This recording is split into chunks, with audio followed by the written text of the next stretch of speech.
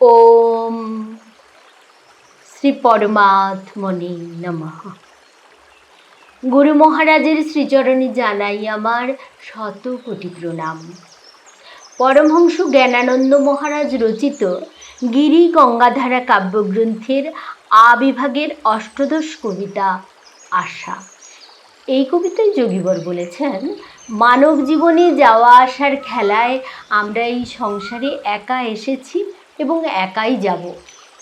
আমাদের সঙ্গে এক তিলও কিছুই যাবে না। আমাদের অর্জিত ধন, জন, যৌবন কিছুই যাবে না।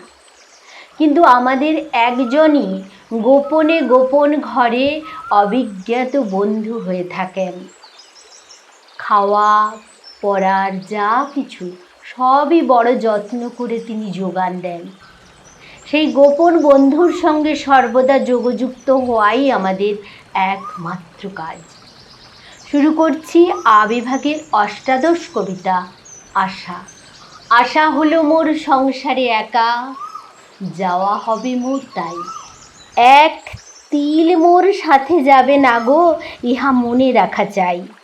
অবিজ্ঞাতভাবে যে মোর সঙ্গে গোপনে গোপন ঘরে মোরে সুখ দিতে লাগে অবিরত, কজন জানে গো তারে। খাওয়ার পরার থাকার যা কিছু যত হয় অনুকূল, বড়ই যতনে যোগান যে দেয়, জেনে রেখো যে সর্বমূল। গোপনে গোপনে তাহারে মিলনে, মিলন মন্দির এ মন। কিছু যে চাহে না তোমাকেই চায়, করো তার দর্শন। ধন চলি যাবে, জন চলি যাবে, যৌবন যাওয়ার পথে। চলাচলের এই বসিয়াছে মেলা, যায় না সে থাকে সাথে। তোমার জন্য তার সুপ্রয়াস, ভুলেও ভুলো না তারে। জ্ঞানানন্দ কহে যোগযুক্ত হও, পারে যাবে তারে ধরে। হরি ওম তৎসৎ।